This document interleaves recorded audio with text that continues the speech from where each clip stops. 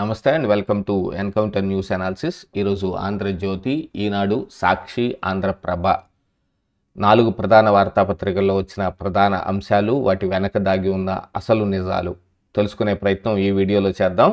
Video చూస్తున్న ప్రతి ఒక్కరూ ఖచ్చితంగా లైక్ చేయండి, ఇంకా 10 మందికి షేర్ చేయండి. ఇక న్యూస్ అనాలిసిస్లోకి వెళ్ళిపోతే, ఆంధ్రజ్యోతి కల్తీ కెమికల్ నెయ్యి, తిరుమల నెయ్యి కేడీల గుట్టు విప్పిన సిబిఐ సిట్ ఛార్జ్ షీట్. ఇది గత 4 రోజులుగా బాగా నలుగుతున్న అంశం. సిబిఐ సిట్ ఏసీబీ కోర్టులో వేసిన తుది ఛార్జ్ షీట్లో అందులో 60 లక్షల కేజీల నెయ్యిని 250 కోట్ల రూపాయలు దుర్వినియోగం చేసి మరి ఒక్క చుక్క నెయ్యి కూడా లేకుండా మొత్తం కెమికల్స్ తోటి పామాయిల్, పామోలిన్ అలాగనే కెమికల్ ఈస్టర్స్ కలిపిన నెయ్యిని మాత్రమే సరఫరా చేశారు అని అందులో 36 మందిని ఛార్జ్షీట్లో చేరుస్తూ అందులో కొంతమంది ఇంటర్నల్ ఉద్యోగులు ఉన్నారు. ఇక తర్వాత డైరీ సంస్థల అధినేతలు, ఇంకా వారికి సహాయ సహకారాలు అందించిన కొంతమంది మధ్యవర్తులు, వీళ్ళందరి మీద ఒక 36 మంది మీద ఛార్జ్షీట్ పేర్కొంటూ ఏసీబీ కోర్టులో వేశారు. దాని మీద జరుగుతున్న ఓ పెద్ద తతంగం ఏమిటి అని అంటే, మొట్టమొదటిసారిగా చంద్రబాబు నాయుడు దీన్ని ప్రకటించిన సమయంలో అంటే ఇంటర్నల్గానే ఎమ్మెల్యేల మీటింగ్లోనే చెప్పినప్పటికీ అందులో జంతు కొవ్వు కలిపారు అనే దాని దగ్గర ఈ ఇష్యూ బాగా హైప్ తీసుకుని రేజ్ అయ్యి ఇక టీడీపీ, వైసీపీ, ఇక ప్రభుత్వం, విపక్షం వీటి మధ్య పెద్ద రచ్చ లేగుతూ వచ్చింది. తర్వాత సిబిఐ సిట్టు ఇందులో తుది ఛార్జ్ షీట్ ఇక్కడ దాకా వచ్చి అసలు మొత్తం కెమికల్ నెయ్యి అని చెబితే ఆ కెమికల్ నెయ్యి అన్నదాన్ని బాగా పక్కకు తప్పించేసి వైసీపీ అందులో జంతు కొవ్వు లేదు కదా అని నోటికొచ్చిన మాటలు కూడా మాట్లాడటం మొదలుపెట్టారు. ఇక దానిపైన విపక్షం, అధికార పక్షం ఇద్దరి మధ్య యుద్ధాలు నడుస్తున్నాయి. తప్పు చేసి బుకాయింపులు. వైసీపీ నేర ప్రవృత్తి ఇదే. చంద్రబాబు ఇదే అంశాన్ని ఈనాడులో కూడా అనుమానమే లేదు, అది కల్తీ నెయ్యే, శ్రీవారి లడ్డూ ప్రసాదం తయారీలో వినియోగించారు, కోట్ల మంది భక్తుల మనోభావాలు దెబ్బతీశారు. బోలేబాబా డైరీలో 68.17 లక్షల కిలోల నెయ్యి తయారీ. నాటి TTD chairman YV Subba Reddy PA హోదాలో చిన్నప్ప జోక్యం. తుది అనుబంధ అభియోగ పత్రంలో సిట్టు వెల్లడి. ఫైనల్ ఛార్జ్షీట్ వేసి దానికి అనుబంధ ఛార్జ్షీట్లో కూడా దీన్ని పేర్కొనడం జరిగింది. ఇదే అంశం మీద మరి సాక్షి కూడా వాళ్ళ తరహా రాతలు వాళ్ళు రాసుకోవాలిగా. కల్తీ జరిగిన విషయాన్ని పక్కన పెట్టేసేసి అంతా బాబు దుష్ప్రచారమే, రాజకీయ రాద్ధాంతమే, కొవ్వు కలవలేదు, కొవ్వు లేకపోతే కల్తీ లేనట్టు కింద దీన్ని నిర్ధారించేసేసి అందులో అంటే యాక్చువల్గా ఇందులో చంద్రబాబు నాయుడు మాట్లాడిన మాట అది ఆయన సొంతంగా ఏం చెప్పి దాని తర్వాత ఆ మాటని కట్టుబడి ఉండటానికి దానికి ఏం మ్యానిపులేషన్ చేసింది కాదు. ఆ రోజు ఎన్డీడీబీ ఇచ్చిన రిపోర్టు, ఆ రిపోర్టు చూసిన తర్వాత జరిగింది. తరువాత ఐసీఏఆర్ ఎన్డీడీబీ ల్యాబుల్లో పరీక్ష శాస్త్రీయంగా శోధించి సాధికారికంగా సిబిఐ నిర్ధారణ. ఈ తుది నిర్ధారణలో వచ్చేటప్పటికి అందులో జంతు కొవ్వు గురించి నా ప్రస్తావన లేదు. కాకపోతే కెమికల్ ఈస్టర్స్ అనే ప్రస్తావన ఉంది. అది ఏ కెమికల్ ఈస్టర్స్ అనే దాని మీద ఒక క్లారిటీ కూడా రావాల్సిన అవసరం ఉంది. కాకపోతే దాదాపుగా అది జంతు కొవ్వుల నుంచి వచ్చింది కాకపోయి ఉండొచ్చు. కాకపోతే అందులో కల్తీ నెయ్యి లేదు అని వీళ్ళు కూడా అనలేని స్థితికి వచ్చేసారు. కల్తీ నెయ్యి కాదది, అది వేరే నెయ్యి కాదు, ఆవు నెయ్యే అని చెప్పలేని పరిస్థితుల్లో ఉన్నారు. అయినప్పటికీ కూడా బుకాయింపుల పర్వం నడుస్తుంది. ఇక ఆంధ్రప్రభలో కూడా దాదాపుగా తప్పు చేసి దబాయింప, శ్రీవారి లడ్డూ వ్యవహారంలో అడ్డంగా దొరికిన సిగ్గులేదు, వైసీపీ నేతలవన్నీ కల్తీ దందాలే, తల్లి పాలను కల్తీ చేయగలిగే సమర్థులు, సిట్టు నివేదికలో చివరి 10 పేజీలు కీలకం, ప్రతి అంశం పైన ప్రిపేర్ అవ్వాలి, బురద జల్లే కుట్రలన్నీ తిప్పికొట్టాలి. నిన్న చంద్రబాబు నాయుడు అందరికీ జరిగిన మీటింగ్లో అందరినీ ప్రిపేర్గా ఉండమని చెప్పారు. ఇది గతంలో చాలా రోజుల నుంచి చంద్రబాబు నాయుడు చెబుతూ ఉన్న మాటే. ఎందుకంటే అధికారంలోకి వచ్చిన తర్వాత అందరూ చప్పబడిపోయారు, ఎవరు సమర్థవంతంగా తిప్పికొట్టలేని పరిస్థితుల్లో ఉన్నారు. అంతా ఇలానే నడుస్తుంది. అధికారంలోకి రాకముందు విపక్షంలో ఉన్న సమయంలో ఎవరికి వాళ్ళు వ్యాపారాలు చూసుకుంటూ ఇతర ప్రదేశాలకు వెళ్ళిపోయి జగన్మోహన్ రెడ్డితోటి మనకెందుకులే, ఇక ఎలక్షన్ దగ్గరున్న సమయంలో వద్దామని వెళ్ళిపోయిన వాళ్ళ దగ్గర నుంచి ఇప్పుడు అధికారంలోకి వచ్చేసాం, ఇక 5 ఏళ్ళు మనకేం డోకా లేదు, ఏమన్నా ఉంటే చంద్రబాబు నాయుడు చూసుకుంటాడు, గెలవాల్సిన బాధ్యత అయింది కదా అన్నట్టుగా ప్రవర్తిస్తూ ఉన్నారు. ఎవ్వరూ ఒక్కళ్ళు దీని మీద మాట్లాడటానికి లేరు. ఇప్పుడు సమర్థంగా సోషల్ మీడియాలో కావచ్చు, మీడియాలో కూడా దీని మీద మాట్లాడటానికి టీడీపీ వైపు నుంచి, దీని మీదే కాదు చాలా అంశాల్లో మాట్లాడటానికి టీడీపీ వైపు నుంచి మనుషులు కరువైనట్టుగా కనపడుతుంది. గతంలో పట్టాభి ఇట్లాంటి వాళ్ళు చాలామంది ఉండేవాళ్ళు. ఇప్పుడు ఈ రోజున అలాంటి సమర్థవంతమైన స్పీకర్స్ కనపడటం లేదు. ఇక మరొక విషాదం, కుప్పకూలిన విమానం, అజిత్ పవార్ దుర్మరణం. మహారాష్ట్ర డిప్యూటీ సీఎం విషాదాంతం. 2 పైలట్లతో పాటు సహాయకుడు, వ్యక్తిగత భద్రతా అధికారి కూడా. ముంబై నుంచి బారామతికి వెళ్తుండగా దుర్ఘటన. ఉదయం 8:45 ప్రమాదం జరిగింది. పొగమంచు కారణంగానే రన్వే కనపడక ఈ విమానం కూలిపోయిందని ప్రాథమికంగా నిర్ధారణ జరుగుతోంది. ఎందుకంటే అజిత్ పవార్ ముంబై నుంచి బారామతికి ఇప్పుడు జిల్లాలో పర్యటన కోసం వెళ్తూ ఉన్నారు. అక్కడ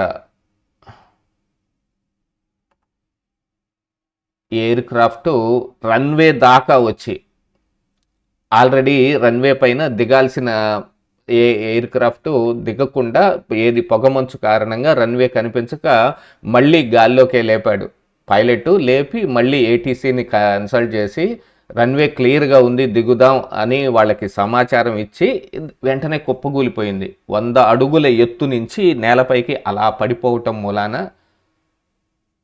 విపరీతమైన పేలుళ్ళు.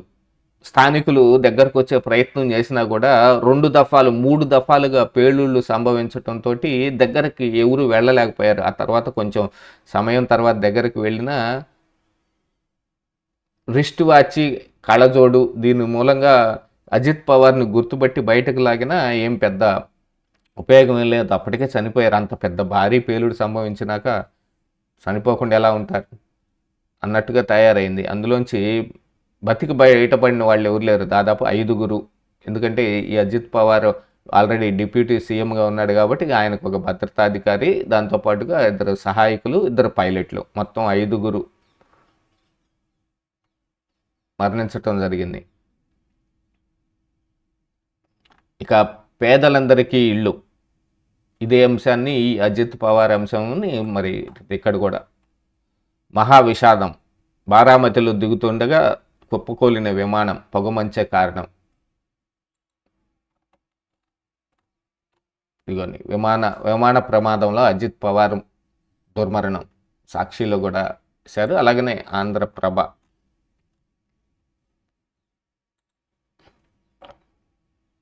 ఇక పేదలందరికీ ఇళ్ళు 2029 నాటికి 7.50 లక్షల మందికి అందజేత.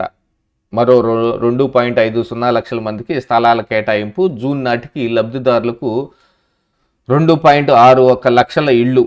హడ్కో నుంచి ఏపీ టిడ్కోకి 4,451 కోట్ల రుణాలుకి గ్యారంటీకి ఆమోదం చేశారు. నిన్న మంత్రివర్గ సమావేశంలో సీఎం చంద్రబాబు ఈ విషయాన్ని వెల్లడించడం జరిగింది. అమరావతిలో వీధిపోటున్న 112 ప్లాట్లను రద్దు చేశారు. మరి వీధిపోటు ఇక్కడికి వచ్చేటప్పటికి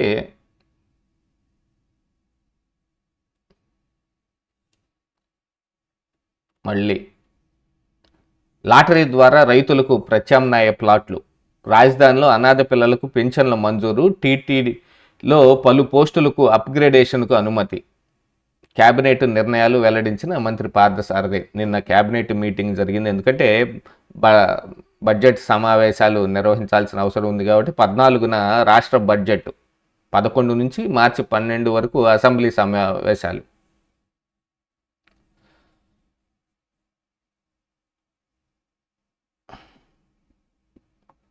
మరి ఈ బడ్జెట్ సెషన్స్లో వైసీపీ నాయకులు ఏమవుతారు, వైసీపీ ఎమ్మెల్యేలు ఏమవుతారు అనేది ఒక అనుమానం రేగటం మొదలుపెట్టింది. ఇక్కడ ఈనాడులో కూడా జూన్కి లబ్ధిదారుల చేతికి 2.61 లక్షల టిడ్కో ఇళ్ళు అందజేయటం లక్ష్యంగా పెట్టుకొని ఇచ్చారు. వీటికి హడ్కో నుంచి పొందే 4,451 కోట్ల రుణానికి ప్రభుత్వ హామీ ఇస్తుంది. అట్లాగే అథ్లెట్ ఎర్రాజీ జ్యోతికి 500 చదరపు గజాల స్థలం, గ్రూప్ 1 ఉద్యోగం, పోలవరం నిర్మాణానికి రాయి కోసం హిల్ నెంబర్ 902లో తవ్వకాలు, మదనపల్లి మండలంలో వలసపల్లిలో కేంద్రీయ విద్యాలయానికి 6.09 ఎకరాలు భూమి కేటాయింపు. వీటన్నిటిని నిన్న మంత్రివర్గంలో నిర్ణయాలు తీసుకున్నారు. రేపు వాటిని నిర్ణయం చేస్తారు. ఇక నిన్న జగన్మోహన్ రెడ్డి గారు మళ్ళీ రాష్ట్రంలో రాక్షస పాలన, జంగిల్ రాజుకు బాబు లోకేష్ ప్రోత్సాహం, పోలీసు రెడ్ బుక్ రాజ్యాంగాన్ని నడిపిస్తోంది, మహిళలపై ఎమ్మెల్యేలకు లైంగిక వేధింపులు, 150 నియోజకవర్గాల్లో పాదయాత్ర చేస్తా, వచ్చేది వైసీపీ ప్రభుత్వమే, జగన్ 2.0 ఎలా ఉంటుందో చూస్తారు, భీమవరం నేతలతోటి భేటీ అయిన వైసీపీ అధినేత. నిన్న జగన్మోహన్ రెడ్డి ఈ భీమవరంలో వైఎస్ఆర్ కాంగ్రెస్ పార్టీ భీమవరం నాయకులతోటి భేటీ అయిన దాంట్లో మాట్లాడిన మాటలు దీన్ని సాక్షిలో బాగా హైలైట్గా కూడా వేసుకోవటం జరిగింది. కూటమి పాలనలో ఆటవిక రాజ్యం, బాబు జంగిల్ రాజ్. విచిత్రమైన విషయం ఏంటంటే రైల్వే కోడూరు ఎమ్మెల్యే అరవ శ్రీధర్ అసలు మనిషేనా? ఇలాంటి మనుషులు కాని మనుషులు వైసీపీలో ఎంతమంది ఉన్నారు అనేది గతంలో మరి జగన్మోహన్ రెడ్డి ఒక్కళ్ళ గురించి కూడా మాట్లాడాల. గోరంట్ల మాధవ్ ఆ ఉదంతం గురించి జగన్మోహన్ రెడ్డి నోరు విప్పితే ముత్యాలు రాలిపోతాయి అన్నట్టు నోరు బెగాయించుకొని కూర్చున్నారు. ఆ తర్వాత జరిగిన ఎమ్మెల్సీ అనంతబాబు, ఇట్లాగే ఎంతమంది లేరు. అవంతి శ్రీనివాస్ ఫోన్ కాల్స్ ఏంటి, లేకపోతే అంబటి రాంబాబు ఫోన్ కాల్స్ ఏమిటి? అసలు కుక్కల విద్యాసాగర్ చేత ఈ పని దగ్గరుండి చేపించారు. కాదంబరి జత్వానీని వేధించటానికి ఆవిడకి కుక్కల విద్యాసాగర్ కూడా న్యూడ్ ఫోటోలని ఆవిడకి పంపించాడు ఆ నెంబర్ పట్టుకొని. అసలు దగ్గర ఉండి చేపించారు. ఇవన్నీ ఆవు సొంతగా జరిగినాయేమో, కుక్కల విద్యాసాగర్ తోటి వాళ్ళు చేపించినవే. ఒక ప్రభుత్వ ఉద్యోగిని బెదిరించి భయపెట్టి లైంగికంగా వేధిస్తే ఎలాంటి చర్యలు లేవు. ఆ రోజున జగన్మోహన్ రెడ్డి ఏం చర్యలు తీసుకున్నాడో కూడా తెలియదు. ఇక కాకపోతే ఈయన ఇప్పుడు పాదయాత్ర ఇదే విషయాన్ని ఇందులో ఆంధ్రప్రభలో కూడా వేశారు. ఈయన పాదయాత్ర 150 నియోజకవర్గాల్లో పాదయాత్ర స్టార్ట్ చేయబోతా ఉన్నారు.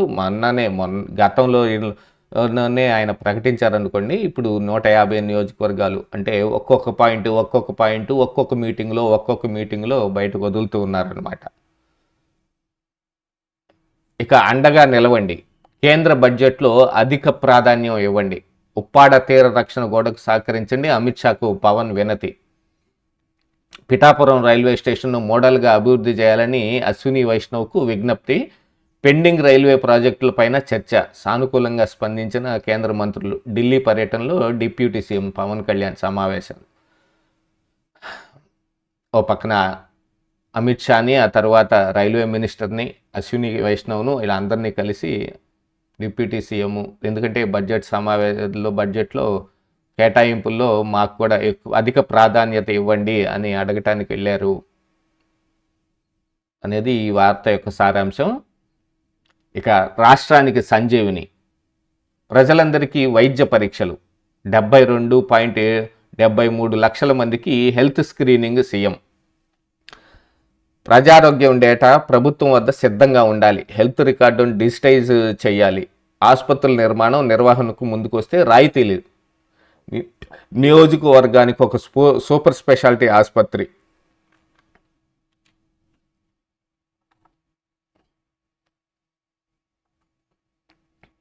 ప్రజల ఆరోగ్య వివరాలను నమోదు చేసి పరీక్షించేలా చేపట్టిన సంజీవిని ప్రాజెక్టును త్వరలోనే రాష్ట్ర వ్యాప్తంగా విస్తరించాలని సీఎం చంద్రబాబు అధికారులకు ఆదేశించారు. బుధవారం రాష్ట్ర సచివాలయంలో ఆరోగ్య శాఖపై ఆయన సమీక్ష జరిపారు. ప్రస్తుత చిత్తూరు జిల్లాకు విస్తరించిన సంజీవిని పైలట్ ప్రాజెక్టును రాష్ట్ర వ్యాప్తంగా అమలు చేసేందుకు సిద్ధం చేసిన ప్రణాళికలు, పైలట్ అమలు తీరును అధికారులు సీఎంకు వివరించారు. ఆయన మాట్లాడుతూ టెక్నాలజీని అందుబాటులోకి తెచ్చి నాణ్యమైన వైద్య సేవలను ప్రజలకు అందించే లక్ష్యంతో సంజీవిని ప్రాజెక్టును చేపడుతున్నాం. శిశువుల నుంచి వృద్ధుల వరకు వైద్య సేవలు అందాలి. ప్రజల హెల్త్ రికార్డును డిజిటైజ్ చేసేలా ఈ ప్రాజెక్టును రూపొందిస్తున్నాం. ఆరోగ్యాన్ని కాపాడుకునేందుకు కానీ ఎలాంటి ఆహారం తీసుకోవాలి, పోషకాహారాల వల్ల ఉపయోగాలు ఏమిటో మొబైల్ యాప్ ద్వారా ప్రజల ఆరోగ్యంపై అవగాహన కల్పిస్తూ ఉన్నాం. న్యూట్రిషన్ యాప్ కూడా అందుబాటులోకి తీసుకురావాలి అని ఆదేశించారు. వీటితో పాటు వచ్చే ఏప్రిల్ నుంచి యూనివర్సల్ హెల్త్ పాలసీ అమల్లోకి రానున్న క్రమంలో అధికారులు తీసుకుంటున్న చర్యలపై కూడా ఆరా తీయటం జరిగింది. ఇక ఇందులో డిజిటైజేషన్ చేయటం, లేకపోతే ఏఐను ఉపయోగించుకోవటం, టెక్నాలజీని ఉపయోగించుకొని ప్రజారోగ్యాన్ని స్క్రీనింగ్ చేయటం ఎలా ఉంది, ఎప్పుడెప్పుడు ఎవరెవరికి ఎలాంటి సమస్యలు వస్తున్నాయి, వీటన్నిటి మీద స్క్రీనింగ్ చేయటం ఓ పక్కన ఇది నడుస్తుంటే, మరొక వైపున ఏఐతో వచ్చిన ఉపద్రవం చూడండి. ఇక న్యాయ వ్యవస్థలో ఏఐతో బహుజాగ్రత్త, దానికి స్పృహ, విచక్షణ, సాక్ష్యాధారాలు, విశ్లేషణ తెలియదు. న్యాయాధికారులను అప్రమత్తం చేస్తున్న హైకోర్టు తీర్పు.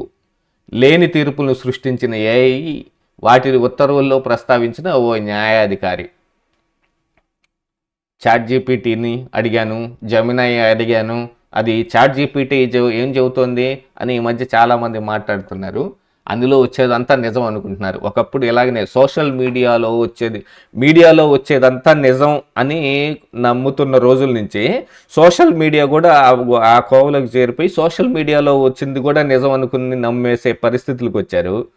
అది దాటిపోయి సోషల్ మీడియా ఇంకా పక్కా వేస్ట్, ఎవరికి కావాల్సింది వాళ్ళు చెప్పుకుంటారు, ఏ దుష్ప్రచారం కావాలంటే అది చెయ్యొచ్చు అని వచ్చేటప్పటికి ఇప్పుడు ఈ ఏఐ, ఆర్టిఫిషియల్ ఇంటెలిజెన్స్, న్యాయ వ్యవస్థలో కృత్రిమ మేధ, ఏఐ వినియోగం కంటే మానవ మేధస్సుకే అధిక ప్రాధాన్యం ఇవ్వాలని హైకోర్టు స్పష్టం చేసింది. తీర్పుల విషయంలో ఏఐని వినియోగించేటప్పుడు అత్యంత జాగ్రత్తగా ఉండాలని దిగువ కోర్టు న్యాయాధికారులను అప్రమత్తం చేసింది. సాంకేతికత ఎంత ఎదిగినా న్యాయమూర్తులు విచక్షణే అంతిమమని తేల్చింది. మానవ మేధస్సుకు విశ్లేషించే సామర్థ్యానికి ఏఐ ప్రత్యామ్నాయం కాదని పేర్కొన్నారు. తీర్పులను తయారు చేసే సమయంలో ఏఐపై పూర్తిగా ఆధారపడవద్దని, ఇచ్చిన సమాచారాన్ని యథాతథంగా తీసుకోవద్దని హెచ్చరించారు. ఎందుకంటే న్యాయాధికారి ఏఐని ఉపయోగించి అందులో ఉదహరించిన 4 తీర్పుల్ని ఏఐ చెప్పిందట, దాన్ని ఈయన తీర్పులో కూడా ఉదహరించాడు. కాకపోతే అవి ఫోర్స్లో లేనివి. ఆ తీర్పులు ఇప్పుడు లాయర్లు కూడా చెబుతారు చూడండి, పలానా సుప్రీంకోర్టు తీర్పు అనుగుణంగా అని, దాని ప్రకారంగా చూస్తే అప్పుడు ఇచ్చిన గైడ్ లైన్స్ లాగా భావించే వాటన్నిటిని, ఆ గైడ్ లైన్స్లో చెప్పిన ఆ తీర్పులు ఏవైతే ఉన్నాయో ఆ తీర్పులు అసలు మనుగడలో లేని తీర్పులు అయ్యి, వాటిని ఉదహరిస్తూ ఉత్తర్వులు ఇచ్చేటప్పటికీ ఇదిగో ఇలాంటి సంకటమైన స్థితి వస్తుంది. ఇక సారలమ్మ ఆగమనం, మేడారం జాతర. కన్నెపల్లి నుంచి దగ్గరుండి తీసుకొచ్చిన తెలంగాణ మంత్రులు సీతక్క, అడ్లూరి. వనదేవతకు అడుగడుగున నీరాజనాలు, నేడు సమ్మక్క రాక. సమ్మక్క సారలమ్మ జాతర మొదలు కాబోతుంది. ఇక ఏళ్ల నాటి రుణం వెంటాడుతోంది. కేవలం సెక్యూరిటీ భారమే 4.33 లక్షల కోట్లు. ఇది తీరాలంటే 2064 వరకు కట్టాల్సిందే. రాష్ట్రం ఏటా చెల్లించాల్సిన అప్పులపైన ఆర్బీఐ నివేదిక. ఇక ఉమ్మడి విభజిత ఆంధ్రప్రదేశ్లో దశాబ్దాలుగా వివిధ ప్రభుత్వాలు రిజర్వ్ బ్యాంకు నుంచి సెక్యూరిటీ వేలంలో తీసుకున్న రుణాలు తీరాలంటే 2064వ సంవత్సరం రావాల్సిందే. అంటే ఈ అప్పులు తీరేందుకు మరో 38 ఏళ్లు పడుతుందన్నమాట. రిజర్వ్ బ్యాంకు వివిధ రాష్ట్రాలు ఆర్థిక పరిస్థితులపై తాజాగా వెలువరించిన నివేదికలు ఈ అంశాన్ని విశ్లేషించింది. ఏటా ప్రతి రాష్ట్రానికి రుణాలు తీసుకునేందుకు కేంద్ర ప్రభుత్వం అనుమతులు ఇస్తూ ఉంటుంది. ఈ ఆర్థిక సంవత్సరంలో రాష్ట్ర స్థూల ఉత్పత్తి విలువను లెక్కించి అందులో 3% వరకు రాష్ట్ర ప్రభుత్వాలు రుణం తీసుకునేందుకు కేంద్ర ఆర్థిక శాఖ అనుమతిస్తూ ఉంటుంది. ఇది గతంలో ఇప్పటి వరకు ఉన్న అప్పులు తీరటానికి 2064 పడుతుంది అని అంటే, మరి ఇప్పటి నుంచి ఉన్న అప్పులు, ఇప్పుడు చేస్తున్న అప్పులు, ఇక మీదటి చేయబోయే అప్పు లేనిది రోజు గడవని రోజు పరిస్థితులు ఈ రోజున దేశం కేంద్రం నుంచి కావచ్చు, రాష్ట్రాల ప్రతి ఒక్క రాష్ట్ర ప్రభుత్వాలు కావచ్చు, అన్ని రాష్ట్రాలు అలానే ఉన్నాయి. అప్పు లేనిది పూట గడవదు. ఇప్పటి వరకు ఉన్న అప్పులు 64 సరే బాగానే ఉంది. ఇప్పటి నుంచి చేయబోయే అప్పులకి ఇంకెన్ని సంవత్సరాలు, అది ఇది ఇక ఎండ్లెస్ అనమాట, అనంతం, అంతులేనిది.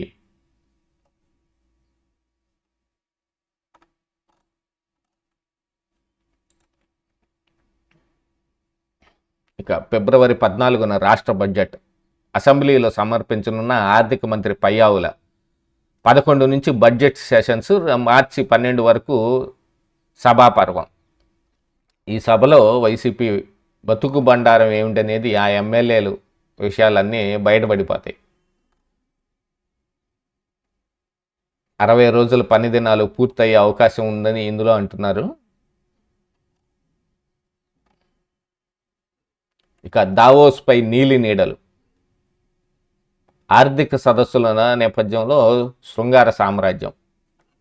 మొన్ననే దావోస్ ఈ ఆర్థిక సదస్సులు జరిగాయి. అప్పుడు జరిగిన ఆ వ్యవహారం మీద ఒక న్యూస్.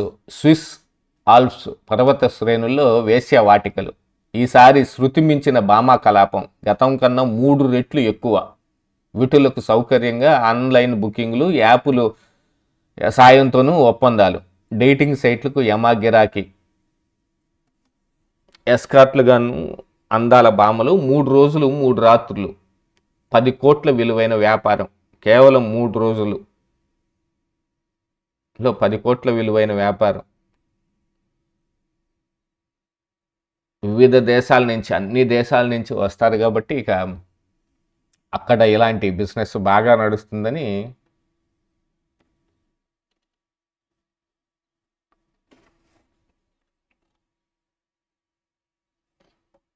ఒకసారి లోపల పేజీల్లో ఉన్న న్యూస్ చూద్దాం. బొర్రాలో మరో అందమైన గుహ. కిలోమీటర్ మేరకు పైగా విస్తరించిన వైనం. ఇది గతంలోనే కనిపెట్టారు.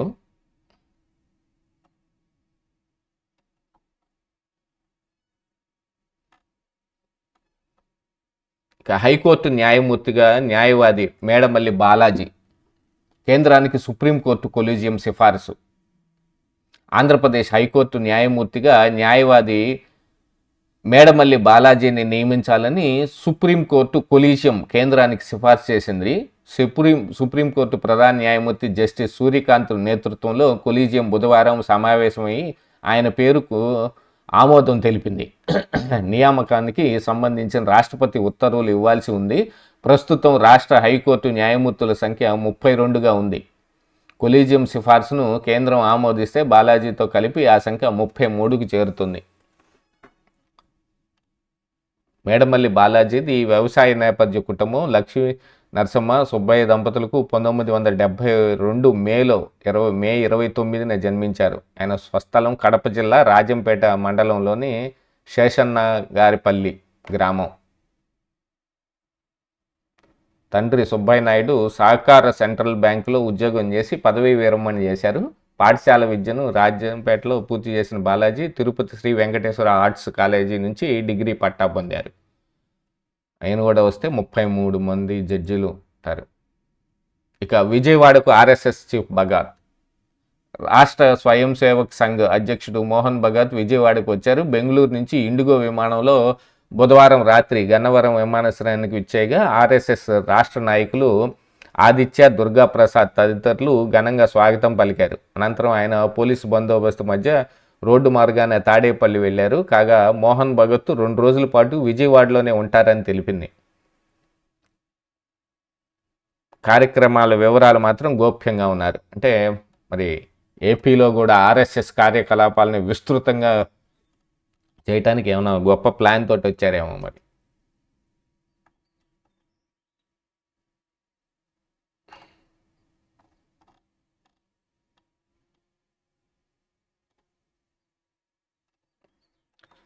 జగన్ అసెంబ్లీకి వెళ్ళకపోతే రాజీనామా చెయ్యి. సీమపై సభలో మాజీ సీఎం మాట్లాడాలి. రాయలసీమ రాష్ట్ర సమితి జాతీయ అధ్యక్షుడు కుంచెం వెంకట సుబ్బారెడ్డి. మాజీ సీఎం జగన్ బయట ఉంటూ మాట్లాడటం కాదు, అసెంబ్లీకి వెళ్ళి గలమెత్తాలి. అసెంబ్లీకి వెళ్ళకపోతే రాజీనామా చేయాలి అని రాయలసీమ రాష్ట్ర సమితి పార్టీ జాతీయ అధ్యక్షుడు కుంచెం వెంకట సుబ్బారెడ్డి డిమాండ్ చేశారు. బుధవారం కర్నూలు జిల్లా కేంద్రంలో ఆయన విలేకరులతో మాట్లాడారు. రాయలసీమ లిఫ్ట్ ప్రాజెక్టు రాయలసీమకు వరప్రసాదం. దానిపైన వైసీపీ నాయకులు ఆ పార్టీ అధినేత జగన్ బయట నుంచి మాట్లాడటం సరికాదు. మాజీ సీఎంగా ప్రతిపక్ష పార్టీ నేతగా జగన్ చేతులు ముడుచుకుని కూర్చోవడం విడ్డూరంగా ఉంది. సీమ లిఫ్ట్ ఇరిగేషన్ నిలుపుదల అంశంపై తెలంగాణ సీఎం రేవంత్ రెడ్డి అసెంబ్లీలో ప్రకటన చేసి నెల రోజులవుతోంది. నేటికి ఈ వ్యాఖ్యలను జగన్ ఖండించకపోవడం బాధాకరం. అసెంబ్లీకి వెళ్ళి కూటమి ప్రభుత్వాన్ని నిలదీయకుండా రాయలసీమకి తీరని ద్రోహం చేస్తూ ఉన్నారు. దమ్ముంటే అసెంబ్లీలో రాయలసీమ లిఫ్ట్ ప్రాజెక్టుపై జగన్ కూటమి ప్రభుత్వంని నిలదీసి ప్రాజెక్టు పనులు పునరుద్ధరించేలా చొరవ తీసుకోవాలి.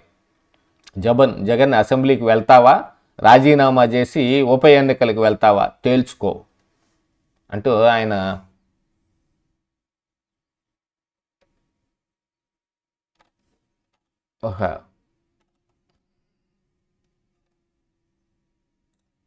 ఇక ఒకసారి సాక్షిలో కూడా లోపల పేజీలో కూడా చూద్దాం. ఇక వీళ్ళ విస్తృతంగా ఏముందనేది.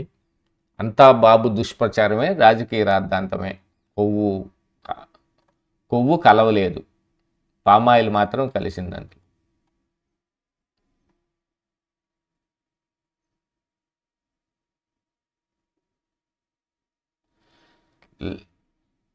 లడ్డూ కల్తీ అయిందనే చెప్పండి, జంతువులు కొవ్వు కలిసిందనే దానిపై మాట్లాడొద్దు. సిట్టు నివేదికపై దుష్ప్రచారం చేస్తున్నారండి. మంత్రులకు చంద్రబాబు సూచనలు. కొందరు మంత్రులు రాజకీయ విమర్శలు తిప్పికొట్టలేకపోతున్నారని వ్యాఖ్య. నిజమే, తిప్పికొట్టలేకపోతున్నారు.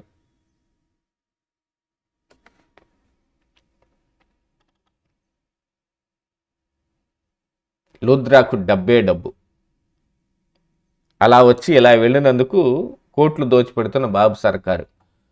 గతంలో మనం కూడా అదే చేసాం. ముకుల్ రోహత్గి ఇలాంటి పేర్లన్నీ ఎవరికి తెలుసు అండి? ఎలా తెలుసు? ఆంధ్రప్రదేశ్ రాష్ట్రానికి మీ మూలానే తెలుసు.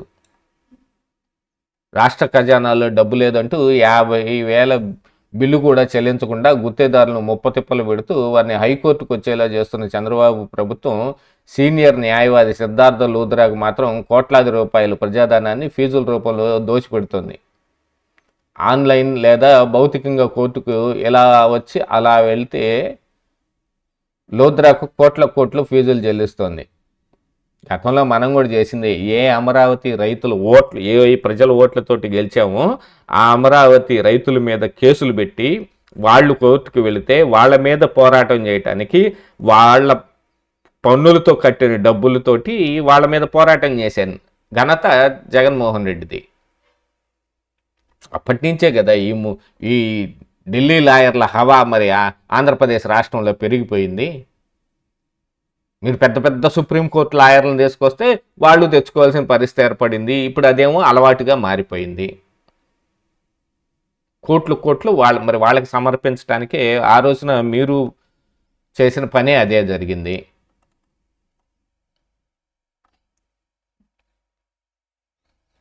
ఏ ఒక్క వర్గానికైనా ఒక్కటైనా మంచి జరిగిందా?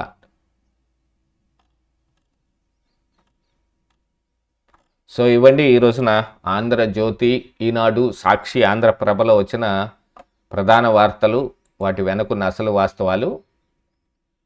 వీడియోని చివరి వరకు చూసినందుకు ప్రత్యేక ధన్యవాదాలు. మళ్ళీ రేపటి ఎపిసోడ్లో కలుద్దాం.